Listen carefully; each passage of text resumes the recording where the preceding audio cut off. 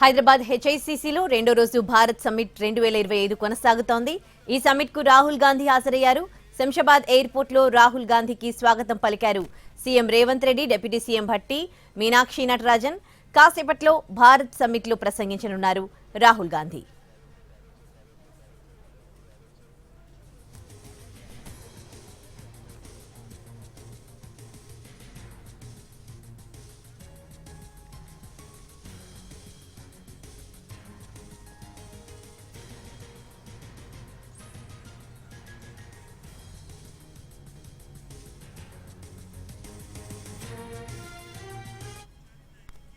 హెచ్ఐసిసిలో Bharat summit కొనసాగుతోంది. రెండవ రోజు రాహుల్ గాంధీ హాజరయ్యారు.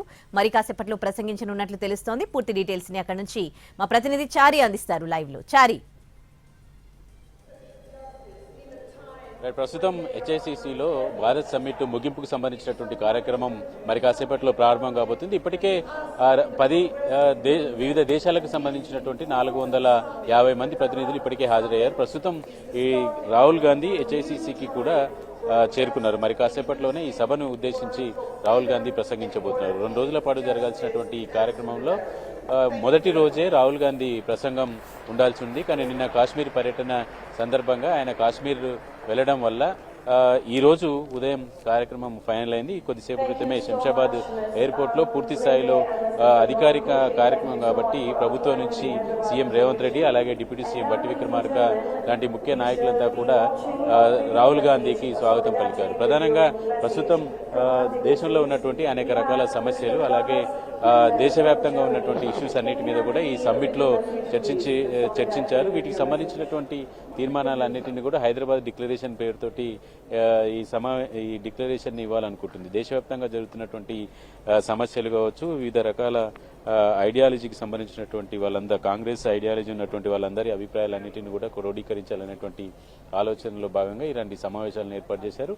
ఇది కాంగ్రెస్ పార్టీ ఆవిర్భవించి 140 సంవత్సరాలు పూర్తవుతున్నటువంటి సందర్భంగా ఈ సమావేశాన్ని ఏర్పాటు చేశారు. ప్రస్తుతం హెచ్ఐసిసిలో మరి కాసేపట్లో రాహుల్ గాంధీ ఈ సమావేశంలో పాల్గొనబోతున్నారు.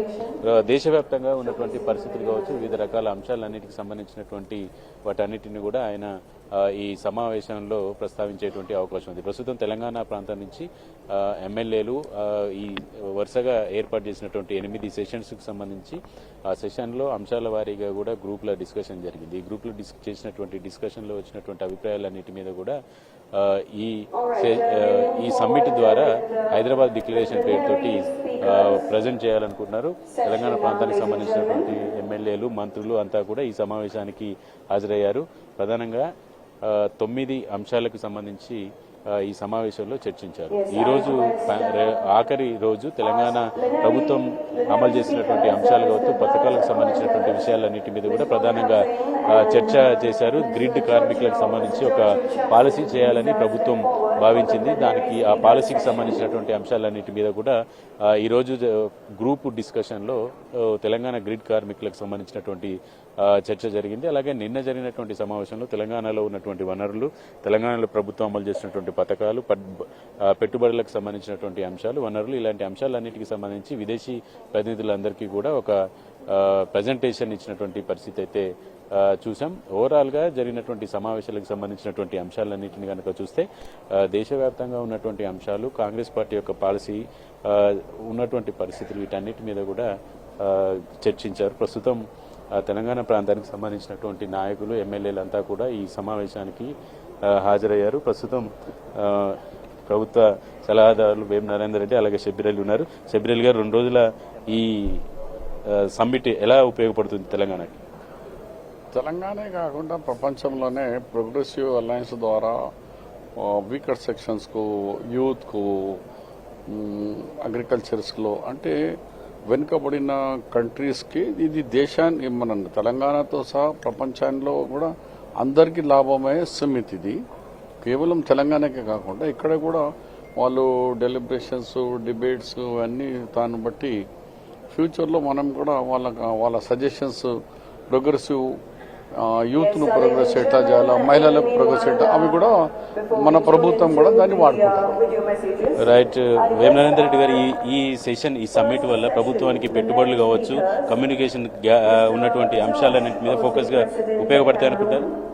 తప్పకుండా. ఇది ఎందుకంటే ప్రోగ్రెసివ్ ఫోర్సెస్ అన్ని కూడా ఒక చోట చేరి ప్రపంచవ్యాప్తంగా ఉన్న అన్ని విషయాల మీద చర్చించుకోవడం జరిగింది. దాంతోపాటు ఏదైతే ఉందో గ్లోబల్ జస్టిస్ అనే మేజర్గా దాన్ని ఏదైతే ఉందో దాని గురించి 100+ కంట్రీస్ వాళ్ళు ఇక్కడ డిస్కస్ చేసుకొని ప్రపంచంలో ఉన్న విషయాలన్నింటినీ కూడా ఇక్కడ చర్చించుకోవడం జరిగింది. దాంతోపాటు ఏదైతే తెలంగాణ బ్రాండ్ ఏదైతే ఉన్నదో, తెలంగాణలో జరుగుతున్న విషయాలను ఇక్కడ అంతా కూడా చర్చించడంతో దేశవ్యాప్తంగా ప్రపంచవ్యాప్తంగా కూడా రేజింగ్ తెలంగాణ అనేది మొత్తం కూడా ప్రపంచానికి ఇప్పుడు వచ్చిన వాళ్ళే అంబాసిడర్స్గా ఇప్పుడు ఎక్కడైతే ఈ 100 కంట్రీస్ నుంచి పార్టిసిపేట్ అయినారో వీళ్ళు తెలంగాణలో జరుగుతున్న అభివృద్ధి కార్యక్రమాలు కానీ ఇక్కడ పూర్ పీపుల్గా సంబంధించి ఏదైతే కార్యక్రమాలు ఉన్నాయో వాటన్నిటిని కూడా ప్రపంచవ్యాప్తంగా కూడా తెలియజేస్తానికి ఒక అవకాశం లభించింది.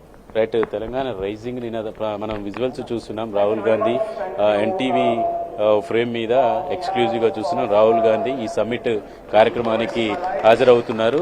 సమ్మిట్లో క్లోజింగ్ సెరమనీకి రాహుల్ గాంధీ సమావేశం లోపలికి వచ్చేసారు. రాహుల్ గాంధీతో పాటు సీఎం రేవంత్ రెడ్డి వేదిక దగ్గరికి వస్తున్నారు. అలాగే మధు యాష్కి ఇలాంటి నాయకులంతా కూడా రాహుల్ గాంధీతో ఉన్నారు. మీనాక్షి నటరాజన్ రాష్ట్ర వ్యవహారాల ఇన్ఛార్జ్. ప్రస్తుతం ఈ సమావేశం ప్రారంభమైంది. రాహుల్ గాంధీ వచ్చినటువంటి నేపథ్యంలో రాహుల్ గాంధీ ప్రసంగం కూడా ఉండబోతుంది. తెలంగాణ ప్రాంతానికి సంబంధించినటువంటి ఎమ్మెల్యేలందరూ కూడా ఈ సమావేశంలో ఉన్నారు.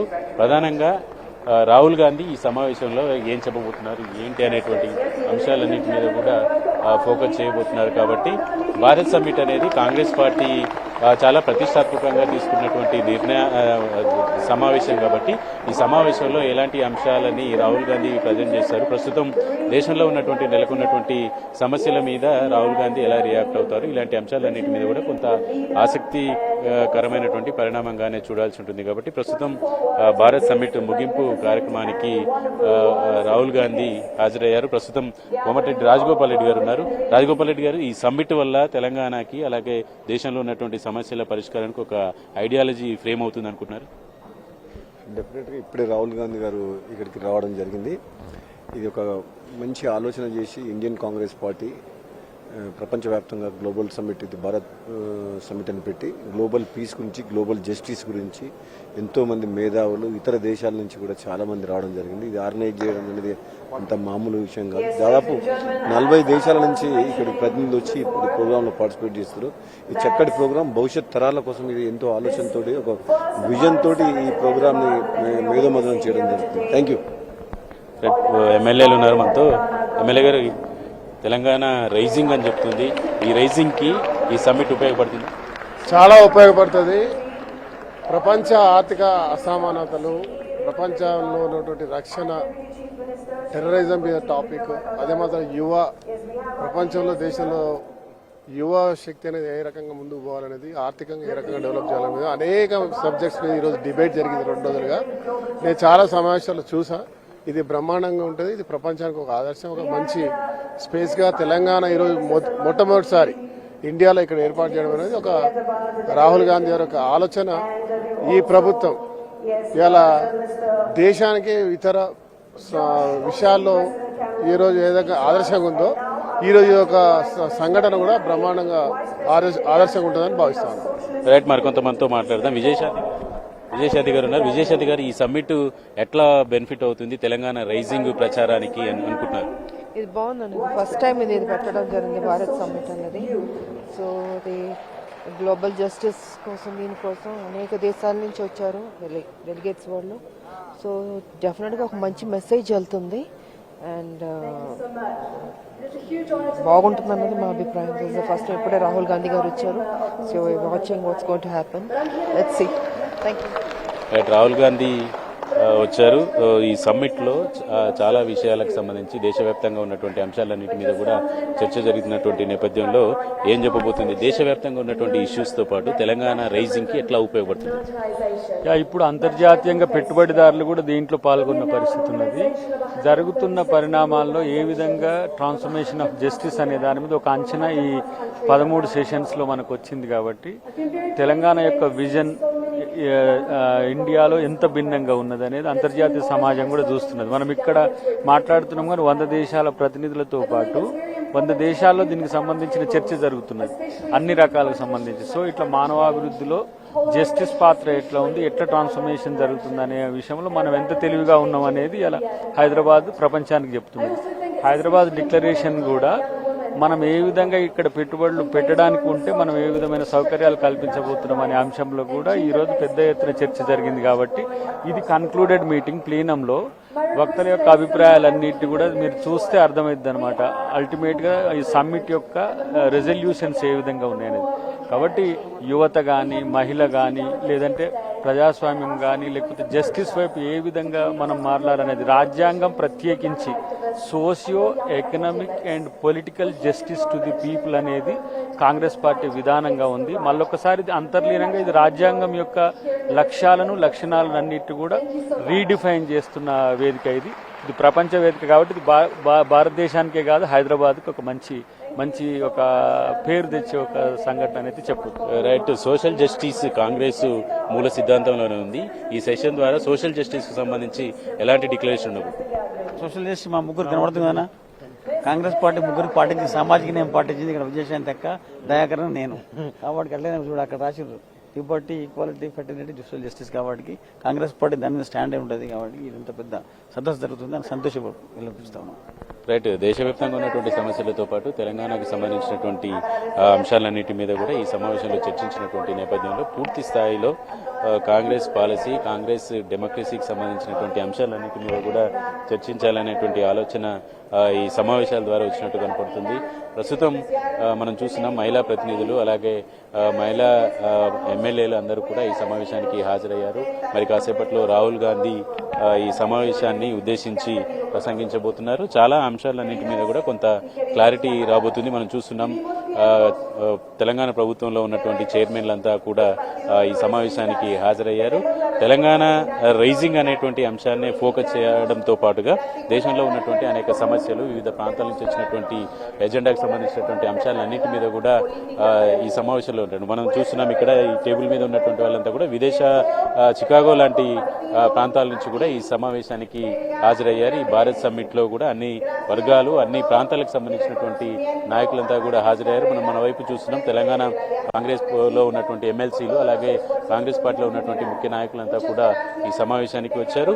ఈ సమ్మిట్ లో అన్ని రకాల అంశాలు, యువతకు సంబంధించినటువంటి అంశాలు, దేశంలో ఉన్నటువంటి శాంతికి సంబంధించినటువంటి అంశాలు, సామాజిక ఆర్థిక పరమైనటువంటి అంశాలు, ఇలాంటి అంశాలన్నిటి మీద కూడా 9 రకాల అంశాలన్నిటి మీద కూడా ఈ సమ్మిట్ లో చర్చించారు. ఈ సమ్మిట్ హైదరాబాద్ డిక్లరేషన్ పేరుతోటి ఈ 9 రకాల అంశాలకు పరిష్కారాలు అలాగే ఎదుర్కొన్నటువంటి ఫేసింగ్ చేసినటువంటి అంశాలన్నిటికి సంబంధించి ఒక డిక్లరేషన్ ని హైదరాబాద్ డిక్లరేషన్ పేరుతో ఇవ్వబోతున్నారు. ప్రస్తుతం ఇక్కడికి ఈ సమావేశానికి రాహుల్ గాంధీ కూడా వచ్చారు. మరి కాసేపట్లో ఆయన ప్రసంగించబోతున్నారు. రైట్. ఈ ప్రెసెంట్ ఉన్న సిచ్యువేషన్ లో అలాగే ఈ సమిట్ ముఖ్య ఉద్దేశం ఇవి రెండు కలుపుకుంటే ఇవాళ రాహుల్ గాంధీ ప్రసంగం ఎటువంటి ప్రాధాన్యత సంతరించుకుంది అనుకోవచ్చు చారి?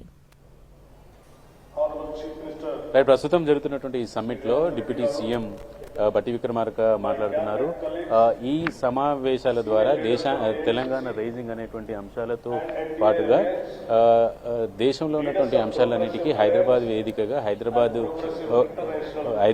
వేదికగా జరుగుతున్నటువంటి ఈ అంశాలన్నిటితో పాటుగా ఒక విజన్ డాక్యుమెంట్ లాగా ప్రజెంట్ చేయాలనేటువంటి ఆలోచనతో